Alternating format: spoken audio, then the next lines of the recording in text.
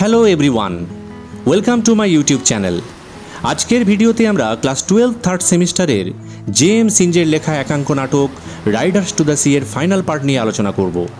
ইতিমধ্যেই Riders to the sea এর part 1, 2, 3, 4 এবং পার্ট 5 এবং ক্লাস 12 থার্ড সেমিস্টারের অন্যান্য যে সমস্ত প্রোজগুলি রয়েছে, যেমন the night train at Deoli, strong roots, the bet এবং যে সমস্ত পোয়েট্রিগুলি রয়েছে, আওয়ার ক্যাসোলিনা ট্রি এবং ইউলিসিস, এগুলি নিয়ে আলোচনা করে দিয়েছি। তোমরা আমার চ্যানেলের প্লেলিস্টে গিয়ে ভিডিওগুলি দেখে নিতে পারো। ক্লাস শুরুর আগে শুধু একটাই অনুরোধ, যদি আমার চ্যানেলে প্রথম ভিজিট করে থাকো তাহলে প্লিজ চ্যানেলটিকে সাবস্ক্রাইব করে দিও, একটা লাইক করে দিও এবং শেয়ার করে দিও। তাহলে শুরু করা যাক আজকের ক্লাস।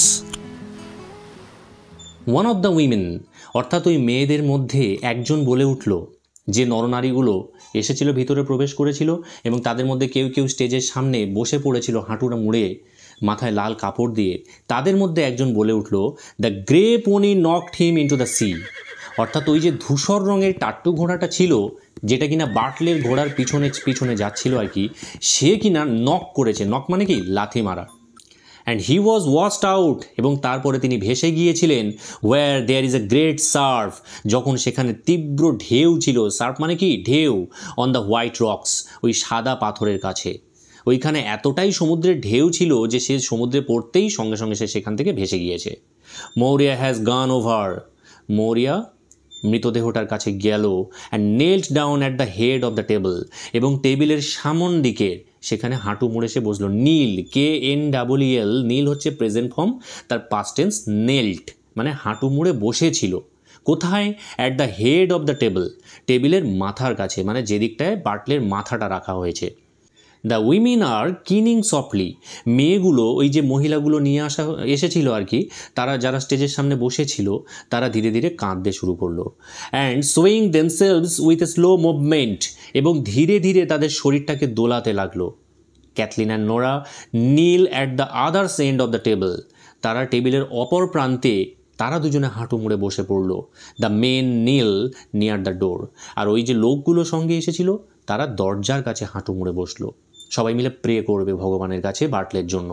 মৌরিয়া তখন বলছে, রাইজিং হার হেড, তার মাথাটাকে একটু তুলে বলছে, and speaking as if C did not C the people around হার, এবং সে কথা বলতে লাগলো অ্যাজ ইফ মানে যেন, সি ডিড নট সি, সে কাউকে দেখতে পাচ্ছে না, দ্য পিপল অ্যারাউন্ড হার, তার চারপাশে যে সমস্ত লোকগুলো রয়েছে। দে আর অল গন নাও, তারা সবাই চলে গেল। অর্থাৎ আমার যে ছয়টি পুত্র সন্তান ছিল সব কটা জলে গেছে, সব কটা মারা গিয়েছে। And there isn't anything more the sea can do to me, অর্থাৎ সমুদ্র যে আমায় করতে পারবে এরকম আর কিচ্ছু নেই। অর্থাৎ সমুদ্র আমার কিচ্ছু করতে পারবে না আর। I will have no call now, আমার আর কোনো তাড়া নেই। এখানে নো কল, কল মানে অ্যাকচুয়ালি ডাকা, এখানে বলবো আমরা তাড়া থাকা। আমার আর কোনো তাড়া নেই to be up crying and praying, যে আমাকে এক্ষুনি কাঁদার জন্য বা প্রার্থনা করার জন্য যে আমার তাড়া থাকার কথা, সেটা এখন আর আমার থাকবে না। কার জন্য আমি কাঁদবো, কার জন্য আমি প্রার্থনা করব? হারানোর মতো কিছু আমার আর নেই। When the wind ব্রেকস from the south, অর্থাৎ দক্ষিণ দিক থেকে যখন সমুদ্রে ঝড় উঠবে, দ্য উইন্ড ব্রেকস মানে যখন ঝড় উঠবে সমুদ্রে দক্ষিণ দিক থেকে, and you can hear the surf is in the east, আর তুমি পরিষ্কার শুনতে পাবে যে পূর্ব দিক থেকে ঢেউ উঠেছে, সমুদ্র গর্জন করছে। And the Surf in the West, এবং তুমি পশ্চিম দিক থেকেও সেই সমুদ্রের ঢেউ দেখতে পাবে। Making a great stir with the two noises, এবং ওই দুটো একত্রিত হয়ে ভয়ঙ্কর আলোড়ন সৃষ্টি করবে সমুদ্রে। স্টায়ার মানে কি? অ্যাকচুয়ালি নাড়ানো, এখানে আলোড়ন সৃষ্টি করা। And they hitting one on the other, এবং তারা একটা আরেকটার সঙ্গে আঘাত করবে। অর্থাৎ দুদিক থেকে সমুদ্রের বুকে ঢেউ উৎপন্ন হয়ে তারা এসে যখন একত্রিত হয়ে আঘাত করবে, যে ভয়ঙ্কর সৃষ্টি হবে, শব্দের সৃষ্টি হবে, সেটা আর আমাকে ভয় দেখাতে পারবে না। আমি তখন ছুটে গিয়ে ভগবানের কাছে আর প্রার্থনা করব না, কারণ আমার তো আপনজন বলতে আর কেউই রইল না, নিজের সন্তান বলতে কেউই রইল না, সবাই তো শেষ হয়ে গিয়েছে। তাহলে আমি প্রার্থনা আর করব কার কাছে? কার জন্য প্রার্থনা করব?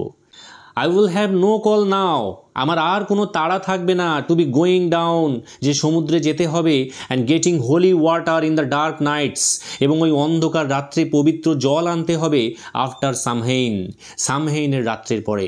সামহেইন মানে তলায় নোট ডাউন করা আছে, দেখে নাও, এখান থেকে কিন্তু পরীক্ষায় প্রশ্ন আসবে। দেখো, the first day of November. Samhain বলতে কোন দিনটার কথা বলা হয়?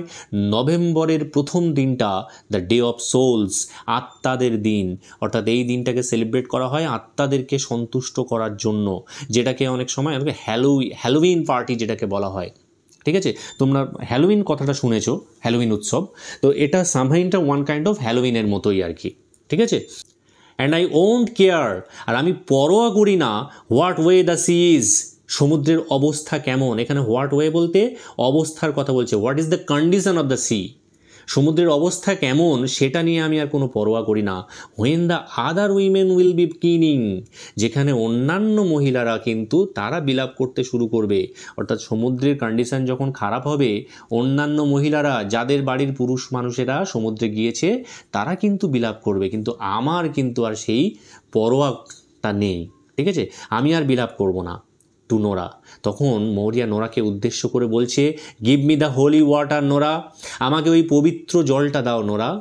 দেয়ার ইজ এ স্মল সাপ, সামান্য পরিমাণে সেখানে রয়েছে, সাপ মানে কি কোয়ান্টিটি, পরিমাণ, still on the dresser, dresser মানে ড্রেসিং টেবিল, অর্থাৎ ড্রেসিং টেবিলের ওপরে এখনও কিন্তু সামান্য পরিমাণে পবিত্র জল রয়েছে, ওই জলটুকু সবটা আমাকে দিয়ে দাও।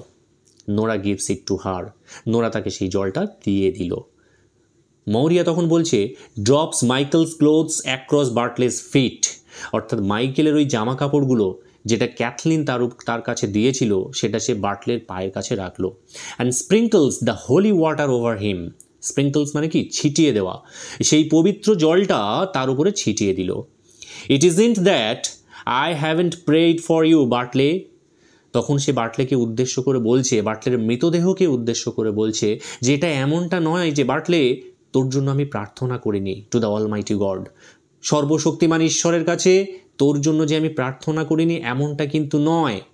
ইট isn't that I haven't said prayers in the dark night, ওই যে অন্ধকার রাত, ওই অন্ধকার রাতে আমি যে প্রার্থনা করিনি তা কিন্তু নয়। তুই হয়তো আমার মুখের কঠোর শব্দগুলো শুনেছিস, কিন্তু এটা সত্যি নয়। আমি রাতের পর রাত তোর জন্য প্রার্থনা করেছি, till you would not know, তুই হয়তো জানতেই পারবি না what I will be saying, যে আমি কি বলতে চেয়েছিলাম। But it's a great rest I will have now, কিন্তু এইবারে তো আমি চির বিশ্রামে চলে গেলাম। অ্যান্ড ইটস টাইম সিওরলি, আর হ্যাঁ সেই সময় এসেছে নিশ্চিতভাবে। ইটস এ গ্রেট রেস্ট, এটা চির বিশ্রাম, মহান বিশ্রাম, আই উইল হ্যাভ নাও, আমি এখন পাবো।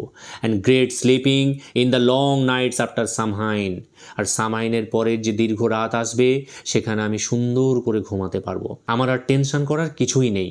If it's only a bit of wet flour, যদি আমাদের বাড়িতে সামান্য ভিজে আঠাটুকুও থাকে, ফ্লাওয়ার মানে কি আঠা, ভিজে আঠাও যদি থাকে, we do have to eat, তাহলে সেটাই আমরা খেয়ে নেব। And maybe a fish that would be stinking, এবং হয়তো সামান্য এক টুকরো মাছ আছে যেটা পচে গিয়ে সেখান থেকে গন্ধ বেরোচ্ছে, এই রকম পচা গলা মাছ আর সামান্য এক টুকরো ভিজে আঠা থাকলেই সেই আঠার দলা পাকিয়েই আমি খেয়ে নেব। আমার খাওয়ারও কোনো তাড়না নেই, আমার শখ আহ্লাদ সব শেষ হয়ে গিয়েছে। সি নিলস ডাউন এগেইন, সে আবার হাঁটু মুড়ে বসে পড়ল, ক্রসিং হারসেলফ, নিজের সামনে ক্রস চিহ্ন আঁকতে আঁকতে, and saying prayers under her breath, এবং তার বুকে চাপা কষ্ট নিয়ে সে প্রার্থনা করতে লাগলো। ক্যাথলিন তখন কি বলছে? টু অ্যান ওল্ড ম্যান, একজন বৃদ্ধ মানুষকে উদ্দেশ্য করে বলছে, মেবি ইউ ইয়োরসেলফ, আগামীকাল আপনি নিজে অ্যান্ড ইমন, এবং ইমনকে সঙ্গে নিয়ে উড মেক এ কফিন, আপনারা একটা কফিন বানিয়ে দিন। হোয়েন দ্য সান রাইজেস, যখন আগামীকাল সূর্যোদয় হবে। We have fine white boards herself ব্রট, অর্থাৎ তিনি নিজে কিনেছিলেন কিছু সুন্দর সাদা কাঠের তক্তা, সেই তক্তাগুলো রয়েছে আমাদের। গড হেল্পস হার, ঈশ্বর তাকে সাহায্য করুন। Thinking Michael would be found, তিনি এই তক্তাটা কেন কিনেছিলেন? তিনি ভেবেছিলেন হয়তো মাইকেলের শরীরটাকে খুঁজে পাওয়া যাবে। And I have a new cake you can eat while you will be working, আগামীকাল যখন তোমরা কাজ করবে তখন কাজ করতে করতে আমার কাছে একটা সুন্দর কেক রয়েছে, এই কেকটা তোমরা খেতে পারবে। আর তো দেওয়ার মতো কিছু নেই। আর এই কেকটা কিন্তু বার্টলের জন্যই বানানো হয়েছিল। সেই কেকটাই ক্যাথলিন বলছে ওই বৃদ্ধ লোককে এবং ইমনকে দিয়ে দেবে, যারা আগামীকাল কফিন তৈরি করতে করতে খাবে। দ্য ওল্ড ম্যান, তখন সেই বৃদ্ধ মানুষটি বলছে, লুকিং অ্যাট দ্য বোর্ডস, সেই তক্তাগুলোর দিকে তাকিয়ে, আর দেয়ার নেলস উইথ দেম, আচ্ছা এদের সঙ্গে কি পেরেকগুলো আছে? যে পেরেকগুলো দিয়ে আমি কাজটা করব, সেই পেরেকগুলো কি এদের সঙ্গে আছে? চলে এসো পরের পৃষ্ঠাতে। ক্যাথলিন তখন কি বলছে, দেয়ার আর নট কলাম, না Colum, we didn't think of the nails, পেরেকের কথা তো আমরা একবারও ভাবিনি, যে কফিন তৈরি করতে গেলে শুধু কাঠ নয়, তার সঙ্গে পেরেকটাও লাগবে, এই কথাটা একবারও আমাদের ভাবনায় আসেনি। অ্যানাদার ম্যান, তখন পাশ থেকে আরও একটা লোক বলে উঠছে, ইটস এ গ্রেট ওয়ান্ডার, এটা কি আশ্চর্যের বিষয়, she would not think of the nails, তার নাকি পেরেকের কথা মনে নেই, সে পেরেকের কথা নাকি ভাবেইনি। And all the coffins she has seen made already, আর বাড়িতে ইতিমধ্যেই সে অনেকগুলো কফিন তৈরি করতে দেখে ফেলেছে। অর্থাৎ মৌরিয়ার বাড়িতে প্রায় 6 নাম্বার বার্টলে, মানে 6ষ্ঠতম সন্তান এবং তার নিজের স্বামী এবং শ্বশুর সবাই মারা গিয়েছে, বাড়িতে এতগুলো কফিন তৈরি হয়েছে, অথচ আজকে সে বলছে সে নাকি পেরেক আনতে ভুলে গিয়েছে। ঠিক আছে, তো বৃদ্ধ লোকটার, সেই লোকটা যে বলছে তার কাণ্ডজ্ঞানটা একবার দেখো। ক্যাথলিন তখন কি বলছে, it's getting old she is and broken, তখন সেই লোকটিকে বোঝানোর চেষ্টা করছে ক্যাথলিন যে আসলে তিনি তো বয়স হয়ে গিয়েছেন এবং তিনি মানসিকভাবে ভেঙে পড়েছেন, সি ইজ ব্রোকেন, মানসিকভাবে তিনি ভেঙে পড়েছেন। Maurya stands up again very slowly, Maurya আবার ধীরে ধীরে উঠে দাঁড়ালো, and spreads out the pieces of Michael's clothes beside the body, এবং তিনি ছড়িয়ে দিলেন, স্প্রেডস আউট মানে ছড়িয়ে দিলেন, the pieces of Michael's clothes, মাইকেলের ওই জামা কাপড়গুলো বিসাইড দ্য বডি, ওই শরীরটার পাশে, অর্থাৎ বার্টলের পাশে মাইকেলের জামা কাপড়টা রাখলো। Sprinkling them with the last of holy water, শেষ যেটুকু জল পড়েছিল সেটা তিনি ওই জামা কাপড়ের উপরে ছড়িয়ে দিলেন।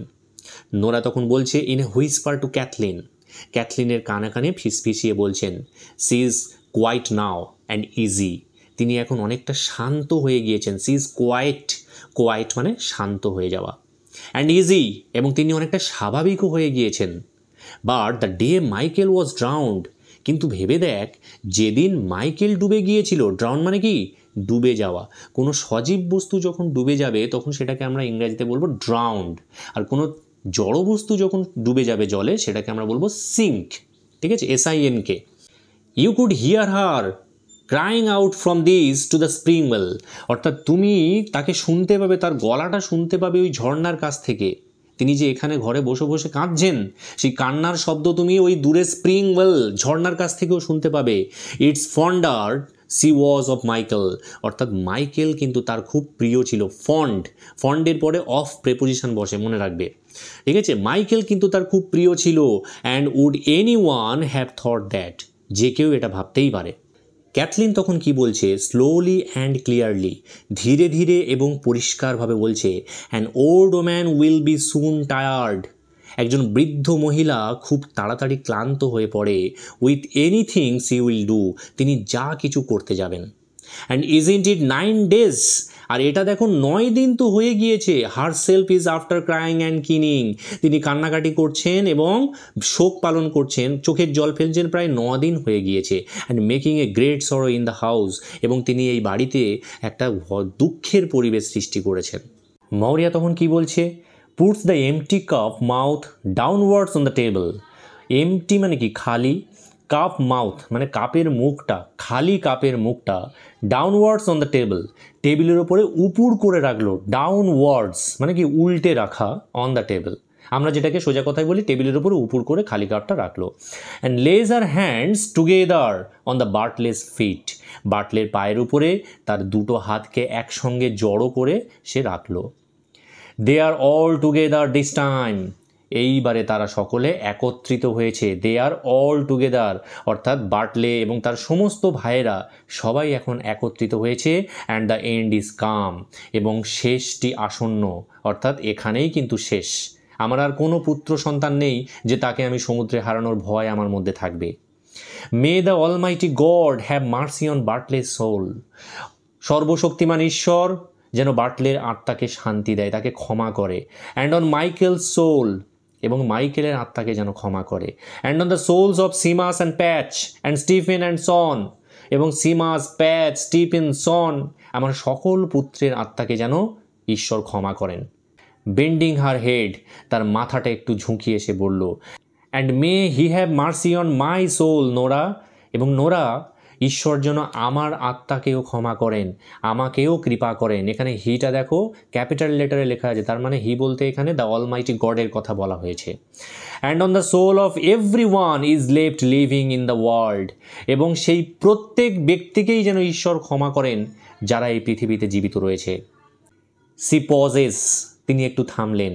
And the keen raises a little more loudly from the women, আর ওই মেয়েদের থেকে একটু জোরে জোরে কান্নার আওয়াজ ভেসে আসতে থাকলো। দেন সিংস অ্যাওয়ে, তারপরে একেবারেই সেই কান্নার আওয়াজ থেমে গেল।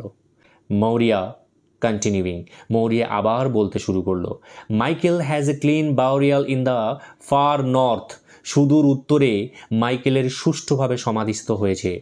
By the grace of almighty God, সর্বশক্তিমান ঈশ্বরের আশীর্বাদে।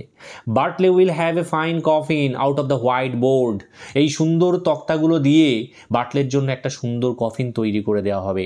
অ্যান্ড এ ডিপ গ্রেভড সিওরলি, এবং অবশ্যই করে একটা গভীর সমাধি খোঁড়া হবে তার জন্য। What more can we want than that, এর থেকে বেশি আমাদের আর কি চাই। No man at all can be living for ever, কোনো মানুষই চিরদিন বেঁচে থাকতে পারে না। And we must be satisfied, এবং আমাদের অবশ্যই করে সন্তুষ্ট থাকতে হবে। যেটুকু জিনিস আমরা পাবো, ভগবান যেটুকুই আমাদেরকে দিয়েছেন, সে জিনিসটা নিয়েই আমাদের সন্তুষ্ট থাকতে হবে, কারণ আমাদের প্রত্যেককেই একদিন এই পৃথিবী ছেড়ে চলে যেতে হবে। সব থেকে ইম্পর্ট্যান্ট লাইন, লাস্ট লাইনটা, তোমরা এখান থেকে কিন্তু ইন্সপিরেশন নিতে পারো। সি নিলস ডাউন এগেইন, তিনি আবার হাঁটু মুড়ে বসলেন। And the curtain fall slowly, এবং ধীরে ধীরে পর্দা পড়ে গেল। আজকের ক্লাসটি এখানেই শেষ হলো। খুব শীঘ্রই দেখা হচ্ছে আরও একটি নতুন ভিডিও নিয়ে। যদি ভিডিওটি ভালো লেগে থাকে তাহলে অবশ্যই একটি লাইক করো এবং বন্ধুদের সাথে শেয়ার করো। তোমাদের একটা লাইক এবং শেয়ার আমাকে আরও ভালো কন্টেন্ট তৈরি করতে উৎসাহিত করবে। যদি তোমাদের কোনো প্রশ্ন বা মতামত থাকে তাহলে নিচের কমেন্ট বক্সে জানাতে পারো। আমি চেষ্টা করব তোমাদের সকলের মন্তব্যের উত্তর দিতে। ধন্যবাদ।